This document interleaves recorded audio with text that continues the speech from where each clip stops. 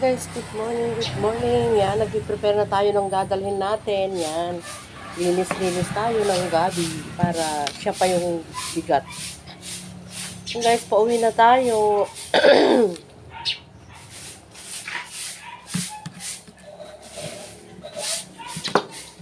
Yan, linisin ko tong aking gabi para siya pa yung timbang.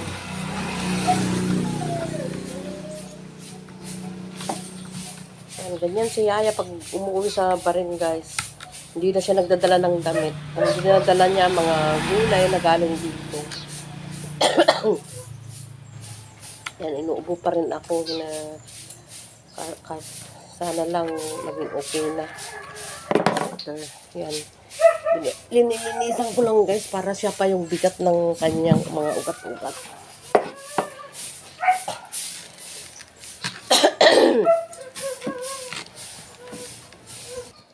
Yan guys. Marami-rami na rin ito.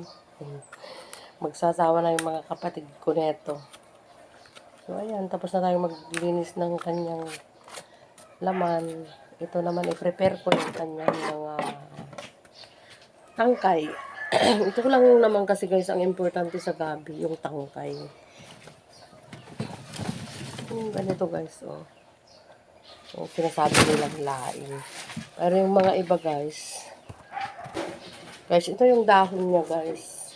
Press ang dinala ko kasi ayaw ko yung kwan ba, yung gaya ng binibili sa supermarket, yung dry. Parang kwan siya. Parang hindi siya naluluto, matagal lutuin. Kailangan pala yun, ipakulo mo lang na ipakulo, tapon mo na naman yung tubig. So, ang daming wasted na gas. Bagay, mura lang naman ang gas doon. So, ito guys yung tangkay niya. Ibabandel ko din siya para hindi siya mahirap na isaksak doon sa lalagyan.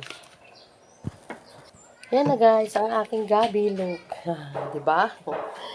Meron na kaming ulam ng isang buwan. Free for 1 month food.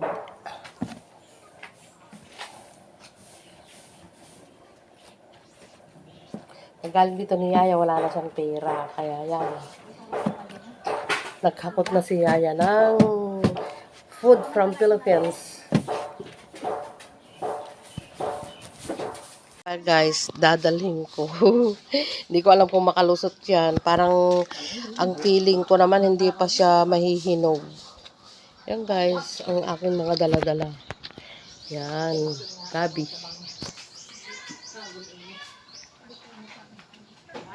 And there's my avocado.